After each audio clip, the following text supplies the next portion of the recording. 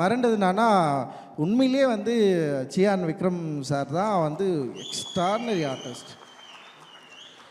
அவரு எனக்கு தெரியல.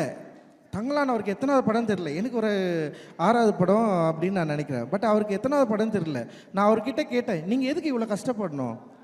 இவ்வளோ வருஷத்துக்கு அப்புறம் இத்தனை படம் நடித்ததுக்கப்புறம் நீங்கள் எதுக்கு இவ்வளவு உடல் உழைப்பு தரணும் அப்படின்னு நான் கேட்டேன். நான் எது உங்களை வந்து ட்ரைவ் பண்ணுது, எது உங்களை வந்து தூண்டுது, எது வந்து உங்களை வந்து புஷ் பண்ணுது, நீங்கள் இப்படி நடிக்கணும்னு சொல்லிட்டு உங்களை எது வந்து உங்களை சொல்லுது அப்படின்னு சொல்லிட்டு நான் அவர்கிட்ட நான் கேட்டேன்.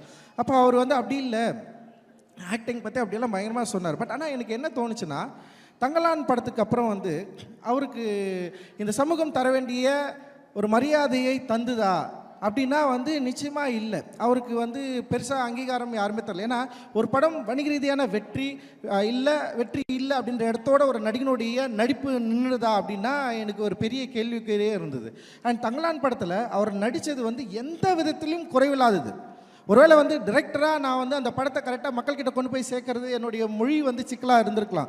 பட்டு அந்த தங்கலான் கதாபாத்திரத்தில் சியான் விக்ரம் ஏற்று நடித்த அந்த உடல் மொழி இருக்குல்ல, அது பயங்கர எக்ஸ்ட்ராடினரியான ஒரு ஒர்க்கு.